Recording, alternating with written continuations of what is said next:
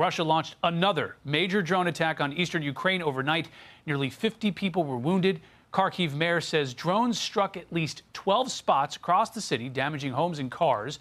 Ukrainian President Volodymyr Zelensky is urging stronger support and, quote, real decisions from Ukraine's allies.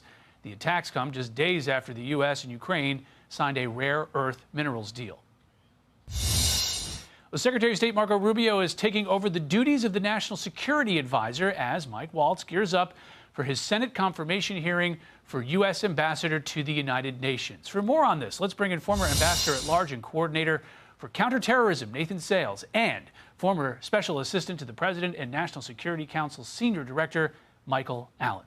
Gentlemen, thank you for joining us this day. Thanks for having us. Michael, this move now of Secretary Rubio taking over both roles, the White House suggests it could be about 6 months now. How does that change the dynamic of the National Security Council and U.S. foreign policy? Well, I guess at some level it makes it easier because you have fewer people to coordinate with, and you have the Secretary of State sort of in that key role at the White House advising the president. But I'm a little bit worried that too many national security duties are being invested in one person. So surely, I know that Rubio is very capable, but at some point I hope they're going to build out a strong team so we can manage and support all the big diplomatic initiatives that President Trump has ongoing. Yeah, Nathan, should they move to name a new national security advisor as quickly as possible? And, you know, the White House is spinning this in a way, it's saying that Mike Waltz is given a promotion going to the UN, but that doesn't seem like the case, does it? Well, he gets a fancy new title, Ambassador to the United Nations, so that's something.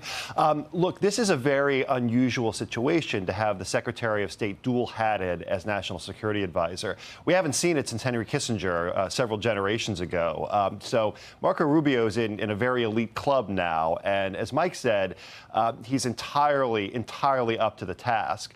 But the jobs are different. The job of Secretary of State is different from the job of National Security Advisor. If you're the National Security Advisor, your job is to be a neutral, honest broker and present different viewpoints from all the different cabinet-level principals to the president. Can you really do that job if you're one of those principals? It would be nice to see this resolved as quickly as possible. And as Mike says, like let's staff out the team and get some grade A talent around the president so he has the full range of views he needs to make good decisions. Ambassador is a pretty cool title, right?